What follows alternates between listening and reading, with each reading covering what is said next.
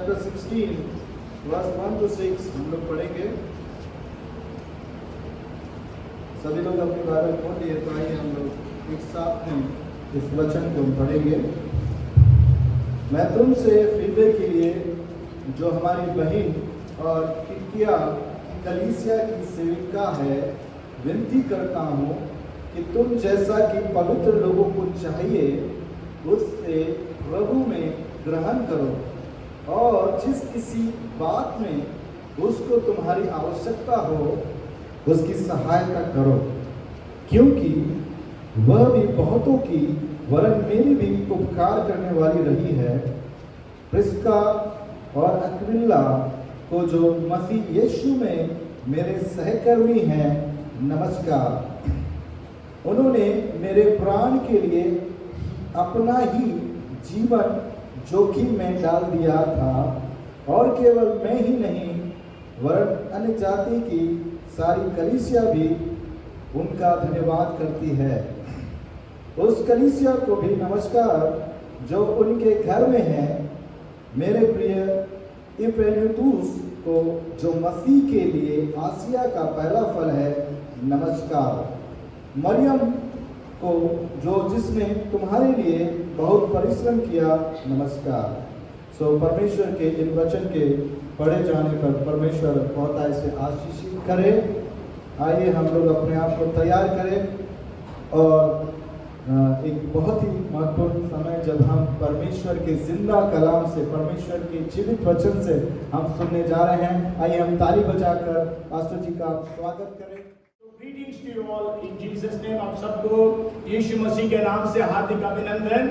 और पिछले संडे हम नया नियम में महिलाओं का क्या भूमिका थी उसके ऊपर हमने एक संदेश आरंभ किया था। तो उसमें मैंने आपको कई बातें बताई। मैंने आप लोगों को एक होमवर्क दिया था। मुझे नहीं मालूम आप में से कितने लोगों ने उस होमवर्क को किया था। आखिर में पूछो होमवर्क क्या था? What was the homework that I gave last Sunday?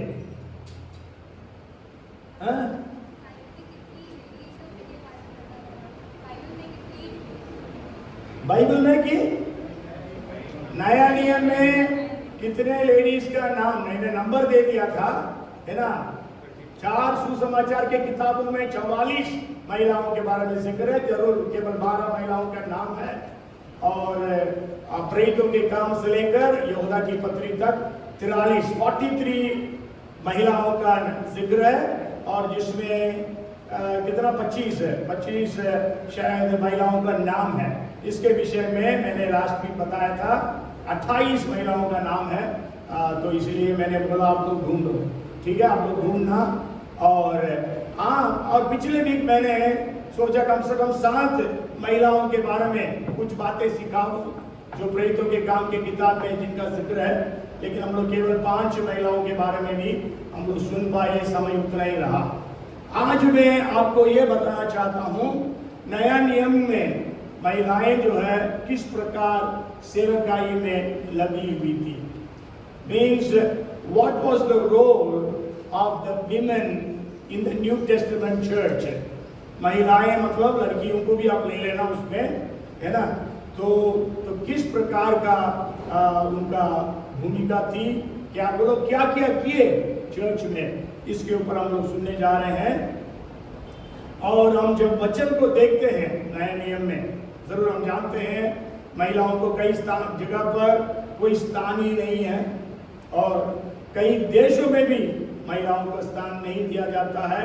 लेकिन इसीलिए तो इन दिनों में हम जानते हैं महिला स्वतंत्रता के लिए, महिलाओं के सशस्त्रीकरण के लिए बहुत कुछ प्रोजेक्ट्स और बहुत सारा प्रोग्राम्स है।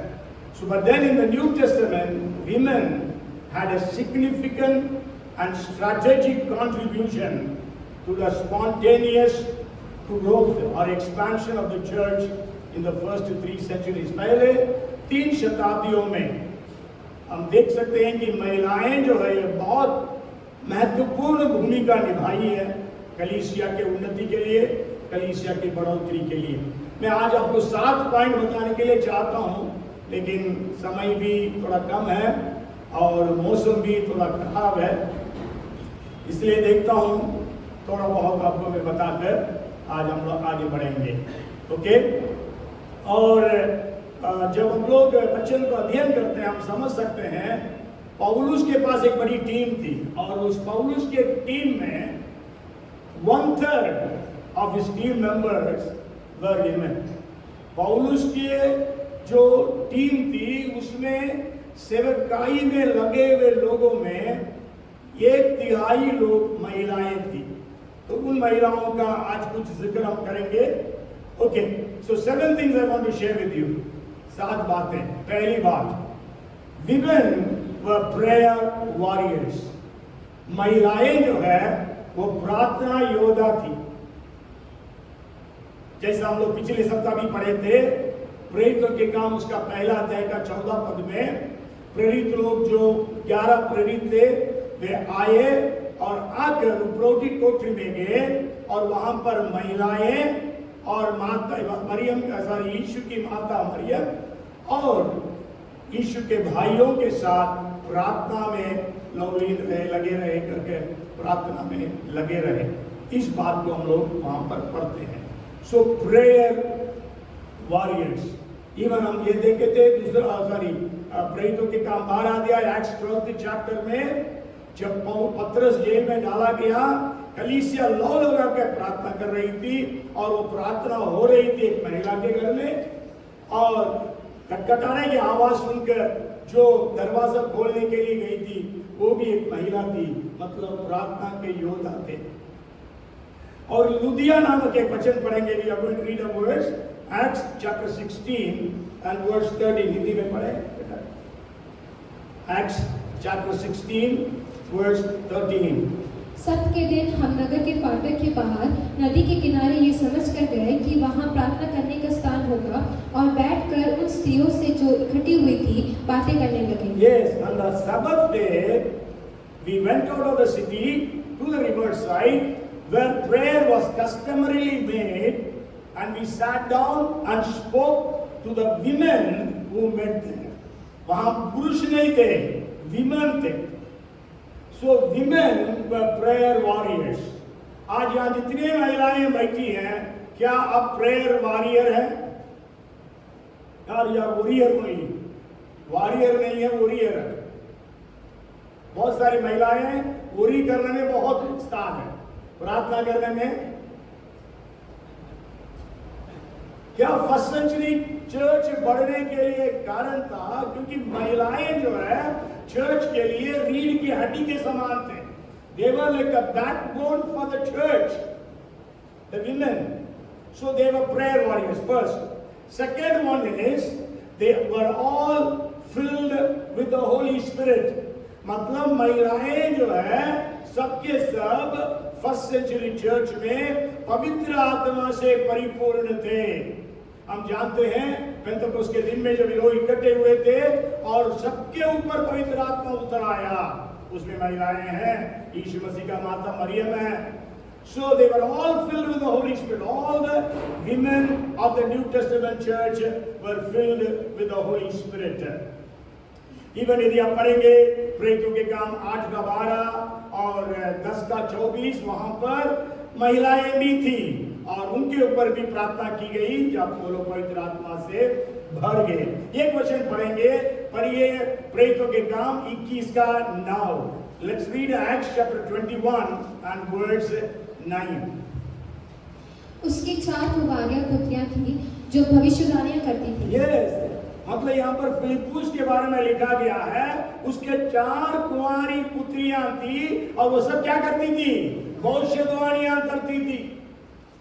वचन में लिखा है, मैं अंतिम दिनों में सारे प्राणियों के ऊपर अपनी आत्मा उंडेलूंगा, तेरे बेटे बेटियां भविष्यवाणियां करेंगे। आज क्या हमारी पुत्रियां पुत्र भी क्या भविष्यवाणियां कर रहे हैं? फिलिप्पुस के 4 बेटियां थी, वे 4 जो है भविष्यवाणियां करती थी, इसलिए पवित्र आत्मा से भरे थे। They were all filled with the Holy Spirit. ये दोनों पॉइंट छोटा छोटा है, लेकिन अब तीसरा पॉइंट से थोड़ा बड़ा है। देखते हैं कितना समय में भी थर्ड पॉइंट में मेरे को आज समाप्त करना पड़ेगा। Third point is the women led their household to Christ. महिलाएं जो है अपने पूरे परिवार को यीशु मसीह के लिए जीत रही थी। It was the women who were winning their household for Christ. Women led their household for Christ.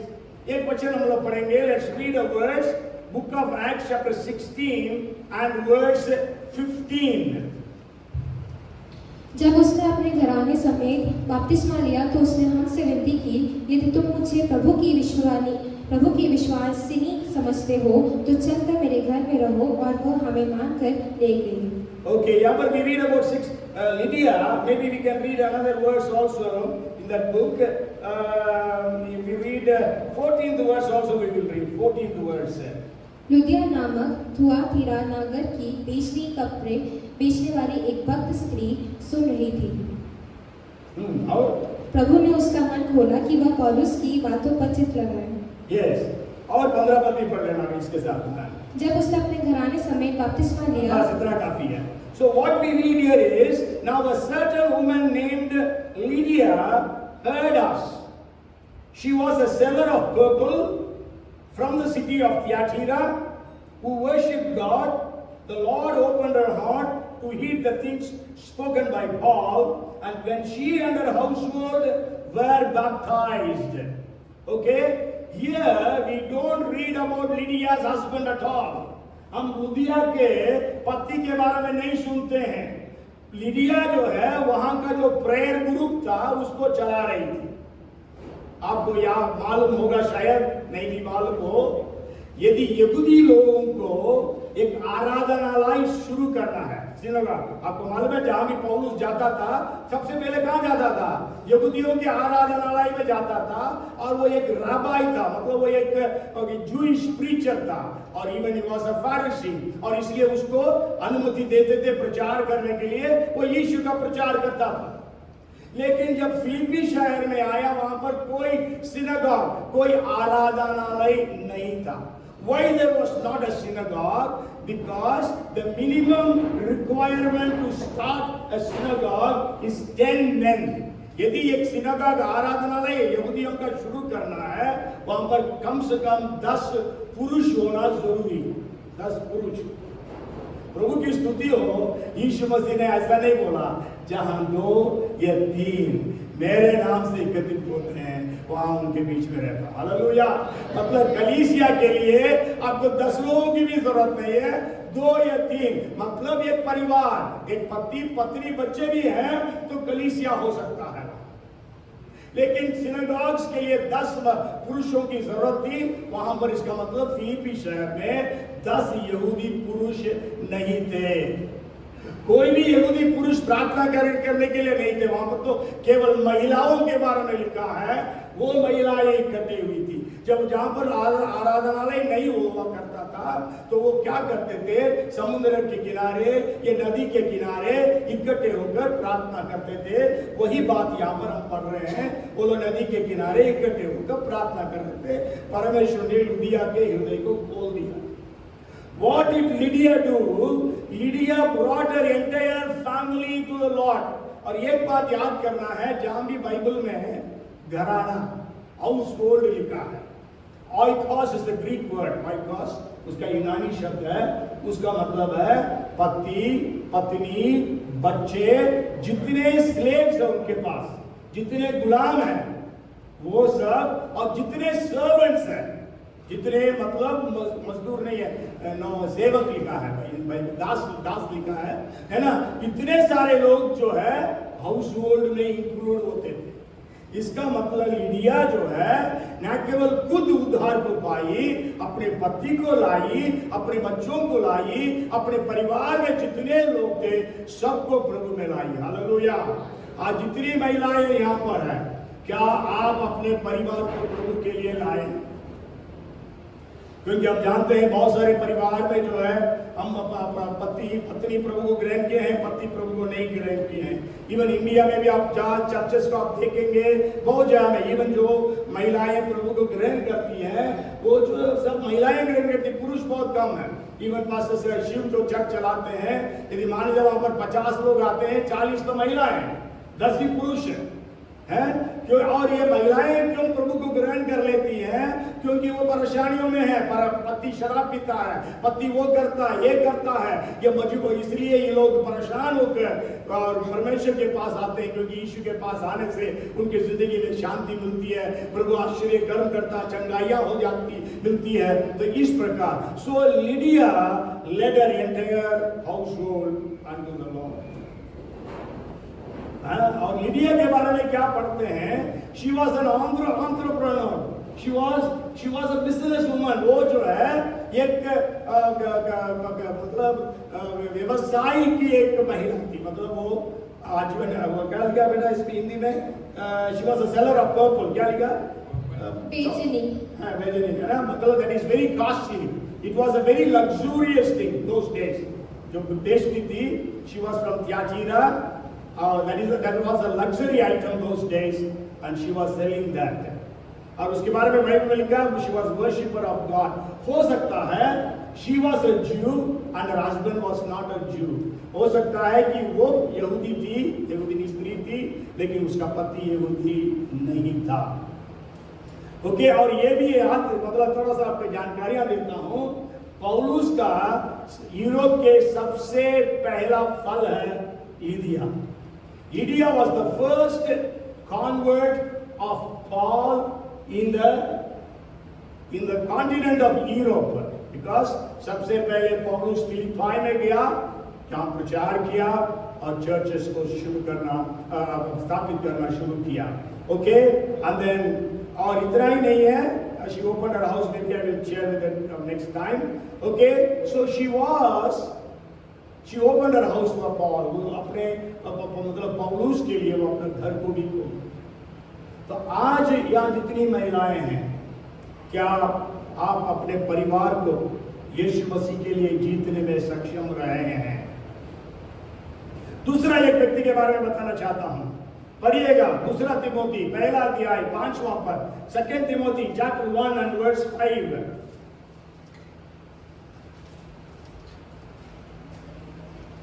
Second Timothy chapter 1 and verse 5। मुझे तेरे उस निष्कपट विश्वास की सुधि आती है जो पहले तेरी नानी लोइस और तेरी माता यूनिके में था, और मुझे निश्चय है कि तुझ में भी है। Yes, यहाँ पर पौलुस क्या कह रहा है? Paul is saying, when I call to remembrance the genuine faith that is in you, which dwelt first in your grandmother Lois and your mother Eunice, and I am persuaded is in you also। But as I told you, the women of the first century led their entire family to Christ। मतलब पहले शताब्दी की महिलाएं जो है अपने पूरे परिवार को उद्धार में लाए। Just for your maybe I want to just test you। Timothy का माँ कौन थी? Who was Timothy's mother? It's written there, she just now read। Huh? Huh? What is Timothy's mother's name? Eunice। Grandmother's name is Lois or Lois, okay, whatever it is। So यहाँ पर तिमोथी के बाप कौन है? किसी को याद है? मतलब नाम नहीं है, वो कौन था? किसी को याद है? He was a Greek। In the 16th chapter of Acts we read he was a Greek। मतलब वो एक यूनानी था। He was not a यहूदी, वो यहूदी नहीं था। इसलिए क्या हुआ, जब यहूदी होते हैं, यहूदियों के बाप का जिम्मेदारी है अपने बच्चों को किस में लाना? यहूदी मत के अधीन में लाना। और बाप ही जो है 8वां दिन में खतना करने का जो प्रथा थी उसको पूरा करता था, क्योंकि तिमोथी का पापा यहूदी नहीं था, इसलिए तिमोथी का खतना नहीं हुआ। Because Timothy's father was not a Jew, he was not circumcised। So you may remember in the 16th chapter of Acts, जब पौलुस के साथ सेवा करने के लिए तिमोथी निकला, तो पौलुस ने क्या किया? तिमोथी का खतना कराया। उस समय करीब उसका 18 साल की एज होगा। 8वां दिन में खतना करना है, या 18 साल का था तीमोथी, तब उसका खतना हुआ, है ना। तो इसलिए भी हो सकता है पौलुस और तीमुथियुस के बीच में जो संबंध था, जो रिश्ता था, बाप और बेटे का। इसलिए कई बार तीमुथी क्या बोलता है कि तीमुथी को पौलुस बेटा बेटा करके संबोधित करता। Okay, that is for information. So यहाँ पर क्या देखते हैं, मीन्स यूनिके, हिंदी में यूनिके लिखा है, इंग्लिश में यूनिस पढ़ते हैं। Eunice the mother and the grandmother Lois, इन दोनों ने तीमुथी को किसमें बढ़ाए? बाइबल के वचनों में बढ़ाए। इसी बात को इवन आप पढ़िएगा 2 तीमुथी chapter 3 and verse 15. 2 Timothy chapter 3 verse 15, and that from childhood you have known the holy scriptures, which are able to make you wise for salvation through faith which is in Christ Jesus. Yeah. और बचपन से पवित्र शास्त्र तेरा जाना हुआ है, जो तुझे मसीह पर विश्वास करने से उद्धार प्राप्त करने के लिए बुद्धिमान बना सकता है। Yes, देखिए बचपन से लेकर तुम वचन से वाकिफ थे। किसने सिखाया? उसके माँ और उसकी नानी ने। तो आज हम यहाँ पर जितनी महिलाएं हैं, है ना, कई महिलाओं को नॉन क्रिश्चियन से शादी हो जाती है। क्या आप जो है अपने परिवार के लोगों को प्रभु में ला पा रहे हैं? लेकिन फर्स्ट सेंचुरी चर्च में it was a great blessing that those women were so strong that they could bring their children to the Lord. तो मालूम है पौलुस से पत्रस क्या लिखते हैं? पढ़िए पहला पत्रस उसका 3 अध्याय, फर्स्ट पीटर उसका 3 अध्याय का 1 और 2 पढ़िए। है पत्नियों, तुमको अपने पति के अधीन रहो, इसलिए कि यदि इनमें से कोई ऐसे हो जो वचन को ना मानते हो, तो भी तुम्हारे भय सहित पवित्र चाल चलन को देखकर बिना वचन के अपनी अपनी पत्नी के चाल चलन के द्वारा खींच जाए। Yes, wives, likewise be submissive to your own husbands, that even if some do not obey the word, they, without a word means without your preaching, without your sharing the gospel, may be won by the conduct of their wives, when they observe your chaste conduct and accompanied by fear. तो यहाँ पर क्या देखते हैं कि महिलाएं जो है फर्स्ट सेंचुरी में परमेश्वर के वचन के अनुसार जीवन बिताए, जिसके कारण वो लोग अपने उद्धार नहीं पाए हुए पतियों को और अपने परिवार को यीशु मसीह के लिए जीते। फिर एक और वचन पढ़ेंगे, पढ़िए 2 यूहन्ना उसका 1 अध्याय है, उसका 4 पद पढ़िएगा।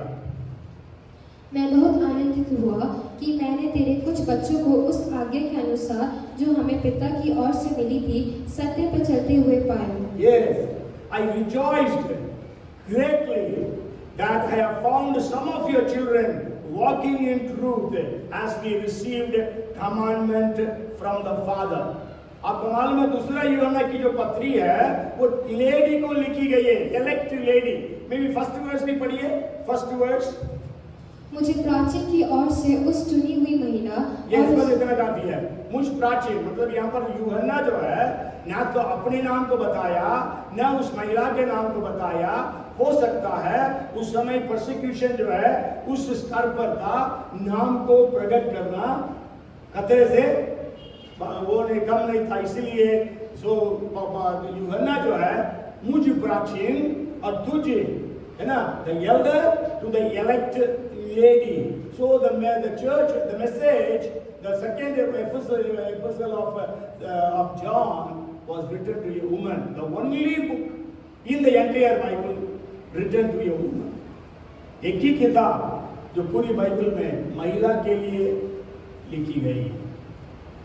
Okay, anyway, that's for your information. So वो महिला क्या करी थी? अपने बच्चों को she has found she could make her children walking in the truth, सच्चाई में बढ़ते हुए बच्चों को सच्चाई में लेके आए। आज इसलिए महिलाओं का ये कर्तव्य है वो अपने परिवार को क्या करें? यीशु मसीह के लिए जीते। यीशु मसीह के लिए जीत कर लेके आए। इसलिए तो आप जो है अभी हम लोग सारे वचनों को पढ़ेंगे नहीं, आप लोग वचन को लिखना तो लिख लीजिएगा, है ना।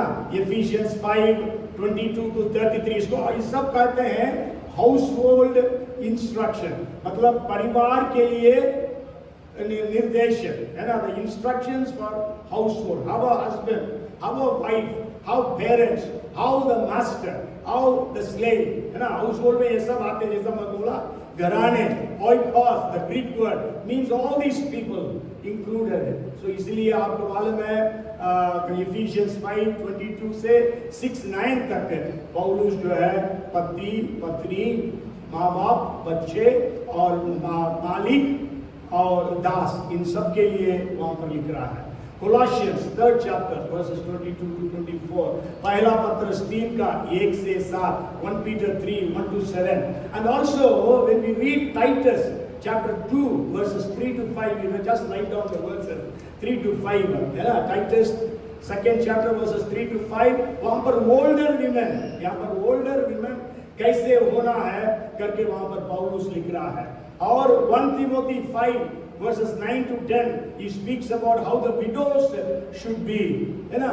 तो ये सब क्या बता रहा है कि महिलाओं को अपने परिवार की जिम्मेवारी को समझना है कि उन्हें प्रभु के लिए जीतना है। एक उदाहरण मैं बताकर मैं समाप्त करना चाहता हूँ। आज देखते हैं अगले वीक इसको हम लोग कंटिन्यू करेंगे, है ना। तो और जो 4 पॉइंट है वो नेक्स्ट वीक के लिए हम रखेंगे। ये आप सब सुसाना वेस्ली का नाम शायद सुने होंगे। सुसाना वेस्ली जो है एक पास्टर था, उसका नाम था सैमुअल वेस्ली। वो जॉब भी करता था, गरीब थे वो लोग बहुत, और उनकी पत्नी थी सैमुअल वेस्ली के, और उनके 19 बच्चे थे, क्योंकि उन दिनों में बहुत बच्चे हुआ करते थे। 19 बच्चे थे, लेकिन उस समय में बीमारी के कारण बच्चे मरते भी थे। इंग्लैंड की बात कह रहा हूँ। तो इसलिए अडल्टहुड में 9 बच्चे आए, मतलब 19 में से 10 बच्चे खत्म हो गए। 9 children they lived beyond infancy। तो वेस्ली के मतलब ये सुसाना वेस्ली क्या करती थी, प्रतिदिन अपने बच्चों के बिस्तर में जाके जब सोते थे 1 घंटे एक बच्चे के लिए प्रार्थना करती थी। मतलब 1 घंटा पूरा समय, मतलब 9 बच्चे जिंदा थे तो उनके लिए ऊपर प्रार्थना करती थी। 1 घंटा रात को जब सोने के बाद बच्चे सो गए, माँ प्रार्थना करती थी, है ना। ईच चाइल्ड इंक्लूडिंग गर्ल्स, उस समय में इवन गर्ल्स को भी उतना शिक्षा नहीं दी जाती थी, लेकिन सुसाना वेस्ली ने अपने सारे बच्चों को ग्रीक, लैटिन, ये दोनों भाषा apart from English what they knew, इन दोनों भाषाओं को कंपल्सरीली सिखाई। They were expected to become proficient in Latin and Greek, all the children, all the 9 of them. And वो लोग बचपन में ही पूरे नया नियम को रख लिए थे। कंठस्थ, they memorized almost the entire New Testament, है ना। Then only she will give them breakfast. They have to recite memory verses.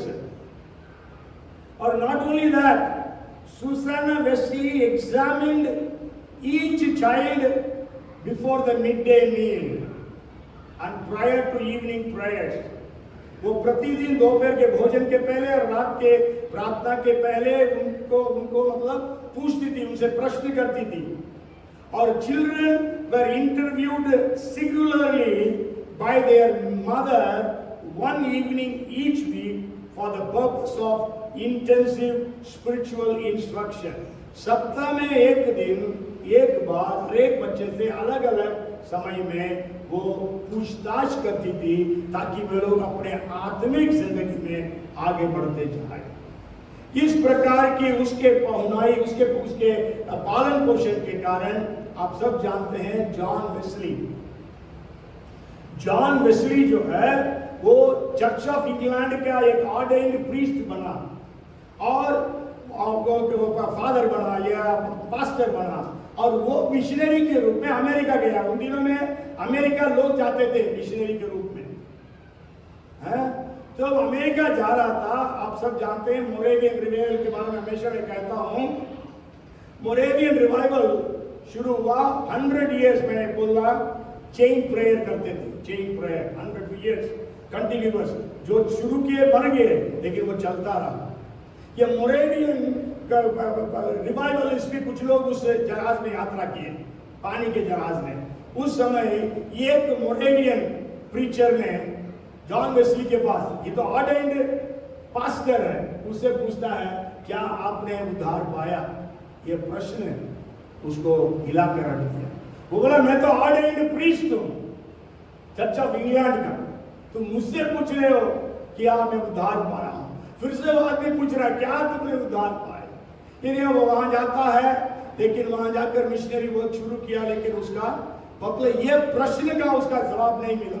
मैं पादरी हूं जरूर, लेकिन क्या मैं उद्धार पाया?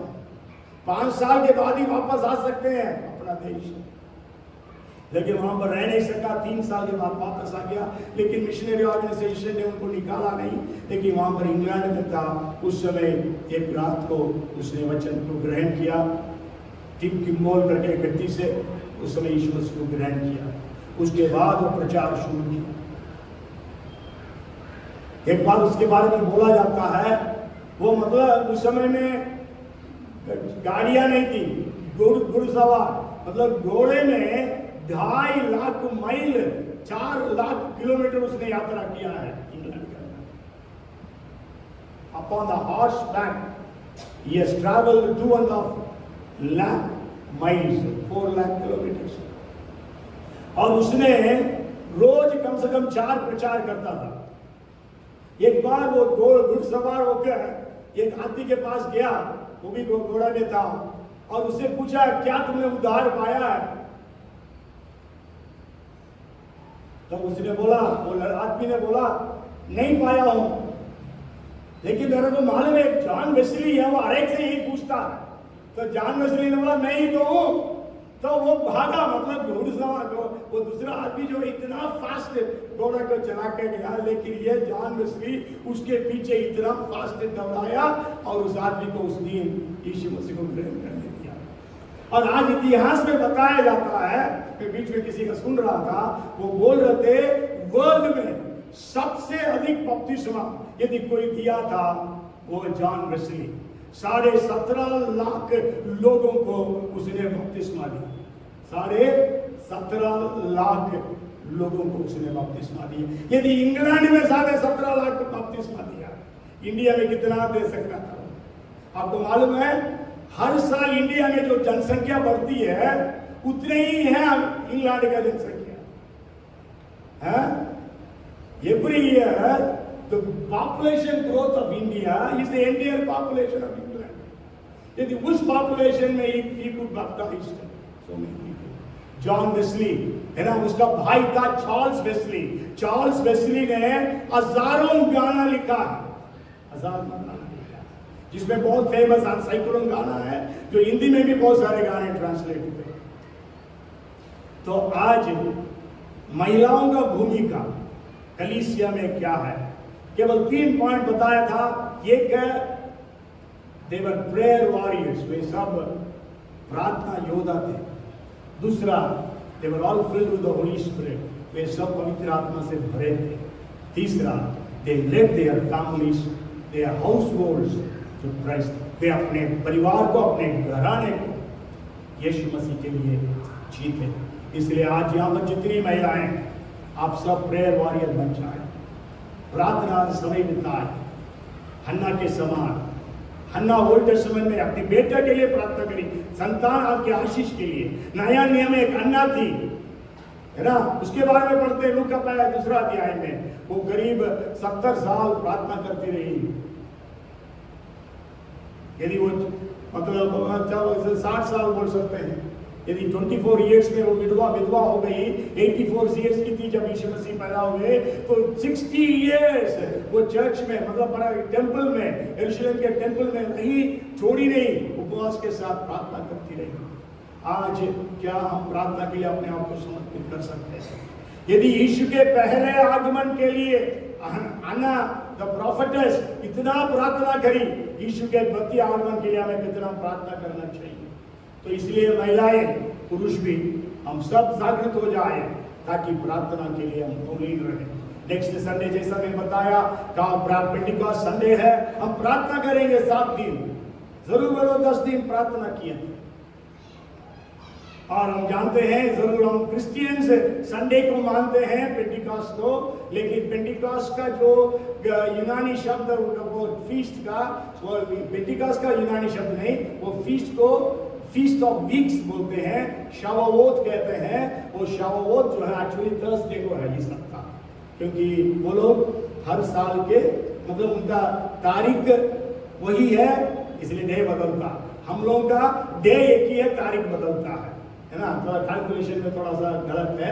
एनी नो प्रॉब्लम, लेकिन हम लोग चाहे थर्सडे पे मनाएं या संडे को मनाएं, हम प्रार्थना करें परमेश्वर अंतिम वर्षा को उंडेल दें, जैसा जकरिया 10:1 में लिखा है, अंतिम वर्षा के लिए परमेश्वर से प्रार्थना करो जो बिना और प्रार्थना करो और हरियाली उपजेगी करके जो वचन में लिखा है। Let us pray for the latter rains, pray warriors, और let us also pray that we will be filled with the Holy Spirit. हम सबको परमेश्वर पवित्र आत्मा से भर दें और हम प्रार्थना करें परमेश्वर हम सब महिलाओं को, जितनी महिलाएं हैं और इवन पुरुषों को भी, अपने परिवार के सारे लोगों को यीशु मसीह के लिए जीतने वाले बन सके, ताकि हम सब यहोशू के साथ ये कह सके, मैं और मेरा घराना यीशु ही की सेवा करेंगे।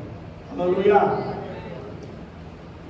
इसलिए जितने लोगों के हस्बैंड उद्धार में नहीं आए, जितने लोगों के बच्चे उद्धार में नहीं आए, जितने परिवार में बेटा बेटी या भाई बहन जो उद्धार में नहीं आए, उनके लिए सप्ताह हम आंसू बहाएं कि वे सबके सब उद्धार में आ जाए और अगले संडे प्रभु चाहे तो वो लोग चर्च में आने पाए।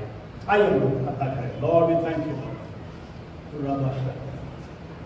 ओह Jesus we thank you father, in the name of Jesus. पिता यीशु के नाम से हम आपके पास आते हैं, धन्यवाद देते हैं आज के इस दिन के लिए।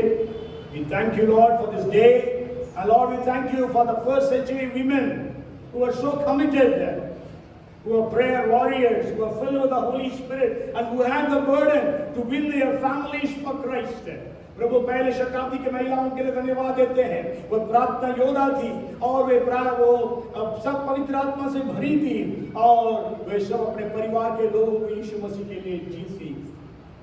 आज हमें भी ऐसे कर दे, या जितने बैठे हम सबको प्रार्थना प्रेयर वॉरियर्स बना दें, प्रार्थना के वीर और वीरांगना में बना दें। हमें शरीर को पवित्र आत्मा से भर दे और हर एक को प्रभु जी अपने परिवार के सारे लोगों को उद्धार में लाने के लिए सहायता। यीशु मसीह पर विश्वास कर, तू और तेरा घराना उद्धार पाएगा। ये बताया गया उस दरगाह को, उसी रात को वो और उसका पूरा घराना उद्धार को पाया। यहोशू ने कहा, मैं और मेरा घराना यहोवा ही का सेवा करेंगे। हम सब ये कह सके, मैं और मेरा घराना यीशु ही की सेवा करेंगे। प्रभु ऐसा मेरा आशीष दे, सबको ब्लेस कर प्रभु जी, सारे परिवारों को ब्लेस कर, जो बाहर गए हुए हैं गर्मी के छुट्टी में उन सबको भी ब्लेस कर प्रभु जी। जो बीमार है उनको चंगा कर, हम आपसे प्रार्थना करते हैं सबको चंगाया मिले यीशु के नाम से। सारे जवानों को, सारे बुजुर्गों को जो भी बीमार है प्रभु जी, आदित्य से लेकर सब कोई मिस्टर कैलॉग्स तक सारे लोगों को चंगा करने के लिए हम आपसे प्रार्थना करते हैं। धन्यवाद स्तुति महिमा आपको देते हैं, सारी इज्जत महिमा आदर आपको देते हैं। प्रार्थना हमारा उद्धार करता प्रभु यीशु के नाम से मांगते हैं, आमेन और आमेन। अब हमारा स्वर्गीय पिता परमेश्वर का प्रेम, उद्धार करता प्रभु यीशु मसीह का अनुग्रह, सहायक पवित्र आत्मा की सहभागिता और सामर्थ और अभिषेक हमें से प्रत्येक के संग अब से लेकर यीशु के द्वितीय आगमन तक सदा सर्वदा बनी रहे। आमेन और आमेन। बोलो प्रभु यीशु मसीह की